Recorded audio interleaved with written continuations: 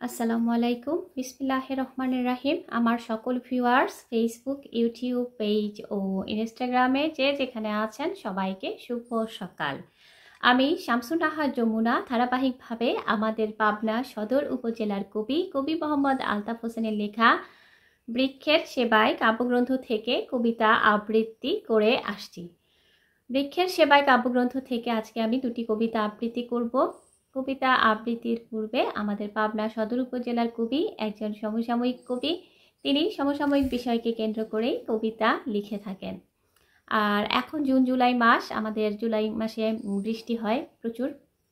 এই সময় বাড়ির আঙিনায় আশেপাশে সব জায়গায় গাছ লাগাবেন। গাছ আমাদের নীরব প্রকৃতির বন্ধু। সবাইকে শুভ সকাল জানিয়ে কবিতা পাঠে চলে যাচ্ছি। কবিতার নাম গাছ লাগাও না, লিখেছেন কবি মোহাম্মদ আলতাফ হোসেন। লতা পাতা চমৎকার গাছের অলংকার, গাছগুলো কি সুন্দর বাড়ির অলংকার। তোমার বাড়ি গাছ নাই, দালান কোঠায় ভরা, বসন্তেরা রাগ করেছে তাই আসে না ওরা।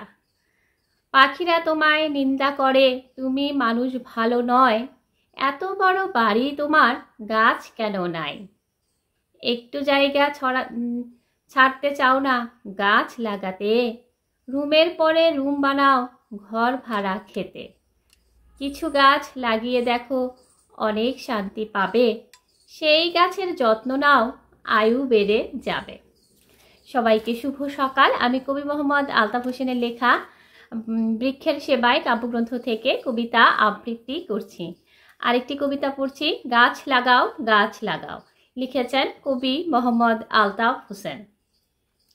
সুন্দর সময়টা কেটে গেল গাছ তলায় বসে, গাছ না থাকলে এই রোদে বসতাম তবে কিসে।